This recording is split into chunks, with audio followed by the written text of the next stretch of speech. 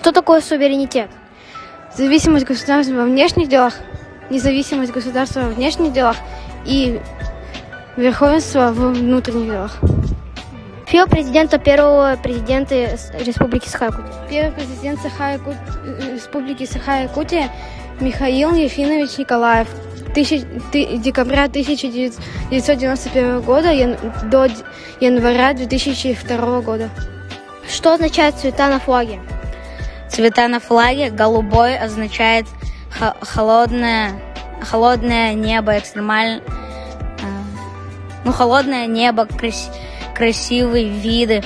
Белое солнце посередине флага имеет большое значение в якутской мифологии. Саха считают себя детьми белого солнца. Белоснежная полоска говорит про экстремальные суровые зимой, холода зимой. Красная полоска говорит не только о верности стране, но еще и о красоте и мужестве.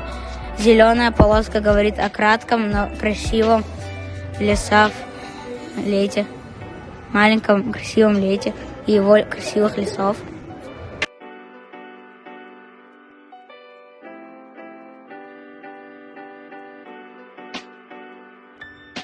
Какой был третий президент? Третий президент Республики Саха-Якутия Борисов Егор Афанасьевич правил с 2010 до 2018 года.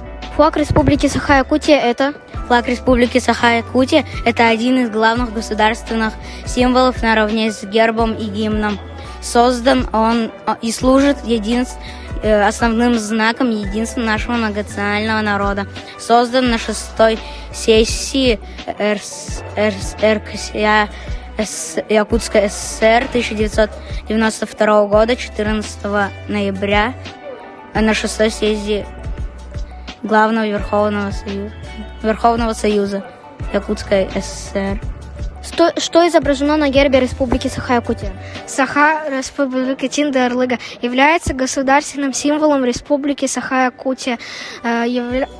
Был принят парламентом 26 декабря 1992 года, зарегистрирован за номер 182 в Государственном геологическом регистре Российской Федерации.